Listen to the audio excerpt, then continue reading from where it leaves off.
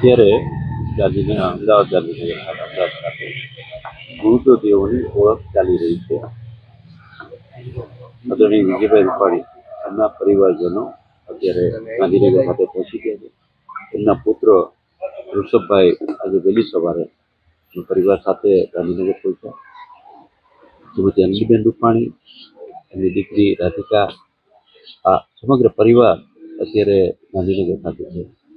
ત્યાં અનેક પ્રદેશ ભારતીય જનતા પક્ષના કાર્યકર્તાઓ, આગેવાનો, મંત્રીશ્રીઓ, અધિકારીશ્રીઓ શોકાતુર બની આ જે અઘટિત ઘટના બની છે, સૌને ઊંડો આઘાત લાગ્યો છે. આવા સમયમાં સૌ શ્રીમતી અંજલીબેનને, પુત્ર ઋષભને, પુત્રી રાધિકાને સાંત્વના દેવા ગાંધીનગર ખાતે આવી રહ્યા છે.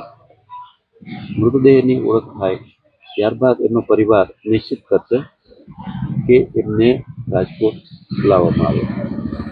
રાજકોટ એમને લાવવાનો રૂટ મહાનગર ભારતીય જનતા પક્ષ, વહીવટીતંત્ર અને પોલીસ તંત્ર, ભાજપના આગેવાનોએ સાથે મળી નિશ્ચિત કર્યો છે.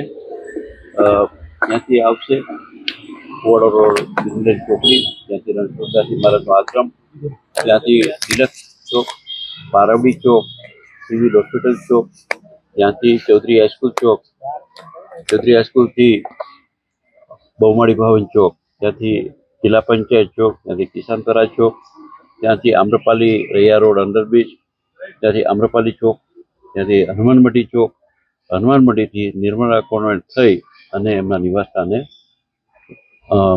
આદરણીય વિજયભાઈ રૂપાણીના પાર્થિવ નશ્વર દેહને લાવવામાં આવશે.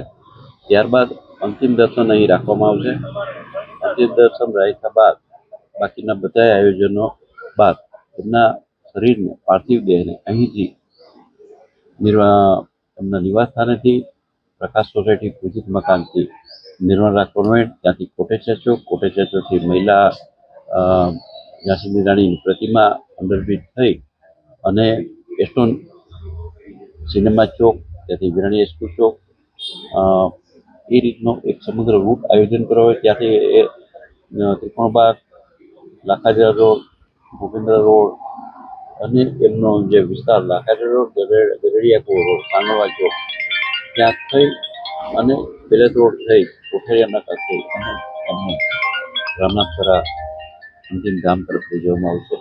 આ રીતે અત્યારે ટેન્ટેટિવલી રૂટ વિચારવામાં આવ્યો છે.